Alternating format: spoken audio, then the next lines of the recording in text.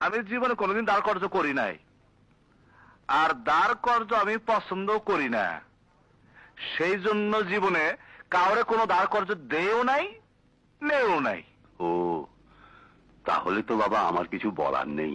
না, আপনার মাল তো আমি নিতাছি, জন চাইছেন আমি দেয়া দিতাছি। বাবা, আমার খুব উপকার হলো। উপকার তো আমি এখনো করি নাই, কারণ চেকটা আমি এখনো দেই নাই। কবে টাকাটা দিবেন সেইটা কন, তাইলে চেকটা দিমু। বাবা, টাকাটা পেলে কালই আমার মাল নামবে, দুদিন পরেই দিয়ে দেবো। মুরব্বী, কথা ঠিক থাকবো তো? দাদা, হ্যাঁ হ্যাঁ।